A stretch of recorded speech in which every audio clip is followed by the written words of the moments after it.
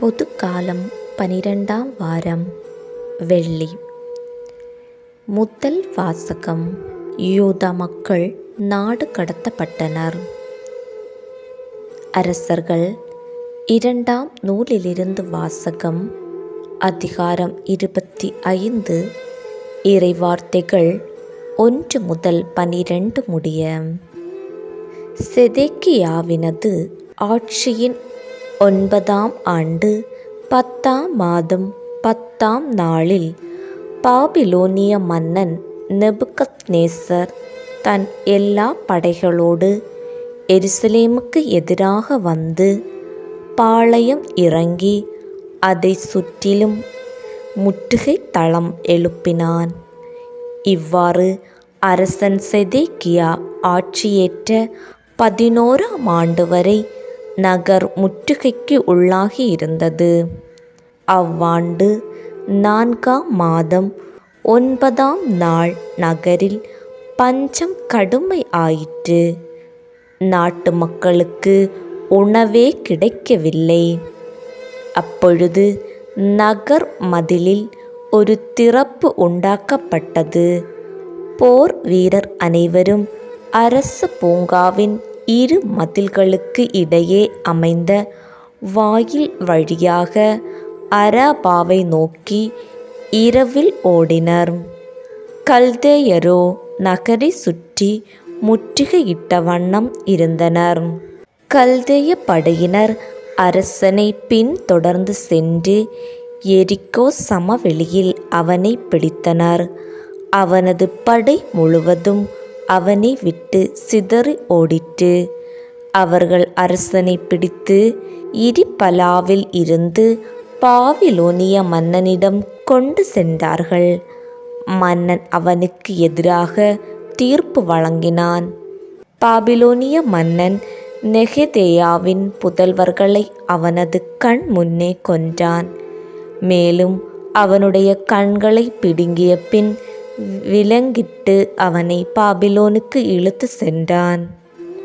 பாபிலோனிய மன்னன் நேபுகத்நேசர் ஆட்சியேற்ற 19ஆம் ஆண்டு 5ஆம் மாதம் 7ஆம் நாளன்று அவன் பணியாளனும் மெய்காப்பாளர் தலைவனுமாகிய நேபுசரத்தான் எருசலேமுக்குள் நுழைந்தான். அவன் ஆண்டவரின் இல்லத்தையும் அரசரது அரண்மனையையும் எருசலேமில் இருந்த எல்லா வீடுகளையும் தீக்கிரையாக்கினான். பெரிய வீடுகளை எல்லாம் தீயிட்டு பொசுக்கினான். மெய்காப்பாளர் தலைவனுடன் இருந்த கல்தேயரின் படையினர் எருசலேமை சுற்றிலும் இருந்த மதில்களை தகர்த்தெறித்தனர். மெய்காப்பாளர் தலைவன் நேபுசரத்தான் நகரில் எஞ்சியிருந்த மக்களையும் பாபிலோனிய மன்னனிடம் சரணடைந்து இருந்தவர்களையும் விடப்பட்டிருந்த கைவினைஞரோடு சேர்த்து நாடு கடத்தினான். மெய்காப்பாளர் தலைவன் திராட்சை தோட்டங்களையும் வயல்களையும் கவனிக்கும் பொருட்டு நாட்டின் ஏழைகள் சிலரை அங்கேயே விட்டு வைத்தான். ஆண்டவரின் அருள் வாக்கு. இறைவா உமக்கு புகழ். பதிலுரை பாடல். உன்னை நினையாவிடில் என் நா மேல் வாயோடு ஒட்டிக்கொள்வதாக. உன்னை நினையாவிடில் என் நா மேல் வாயோடு ஒட்டிக்கொள்வதாக. பாபிலோனின் ஆறுகளருகே அமர்ந்து நாங்கள் சீயோனை நினைத்து அழுதோம். அங்கிருந்த அலரி செடிகள் மீது எங்கள் யாழ்களை மாட்டி வைத்தோம். பல்லவி. உன்னை நினையாவிடில் என் நா மேல் வாயோடு ஒட்டிக்கொள்வதாக. ஏனெனில் அங்கு எங்களை சிறையாக்கினோர் எங்களை பாடும்படி கேட்டனர். எங்களை கடத்தி சென்றோர் எங்களை மகிழ்ச்சிப்பாய் இசைக்குமாறு கேட்டனர். சீயோனின் பாடல்களை எங்களுக்கு பாடி காட்டுங்கள் என்றனர். பல்லவி. உன்னை நினையாவிடில் என் நா மேல் வாயோடு ஒட்டிக்கொள்வதாக. ஆண்டவருக்கு உரித்தாக்கும் பாடலை அந்நிய நாட்டில் எங்ஙனம் பாடுவோம். எருசலேமே, நான் உன்னை மறந்தால் என் வலக்கை சூம்பி போவதாக. பல்லவி. உன்னை நினையாவிடில் என்னா மேல் வாயோடு ஒட்டிக்கொள்வதாக. உன்னை நான் நினையாவிடில் எனது மகிழ்ச்சியின் மகுடமாக நான் எருசலேமை கருதாவிடில் என்னா மேல் வாயோடு ஒட்டிக்கொள்வதாக. பல்லவி.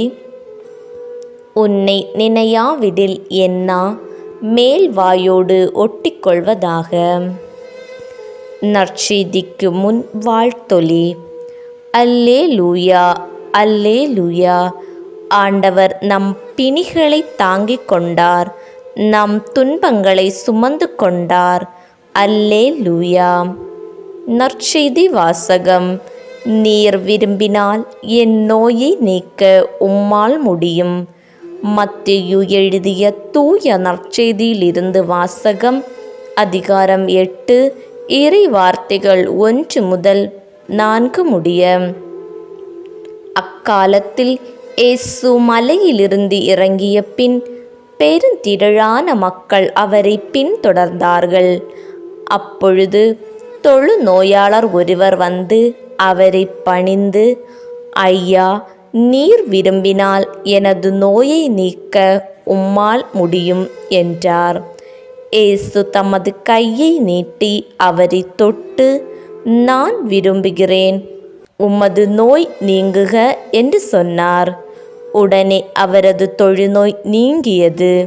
இயேசு அவரிடம், இதை எவருக்கும் சொல்ல வேண்டாம், கவனமாயிரும். ஆனால் நீர் போய் உம்மை குருவிடம் காட்டி மோசே கட்டளையிட்டுள்ள காணிக்கையை செலுத்தும். நீர் நலமடைந்துள்ளீர் என்பதற்கு அது சான்றாகும் என்றார். ஆண்டவரின் அருள் வாக்கு. கிறிஸ்துவே, உமக்கு புகழ்.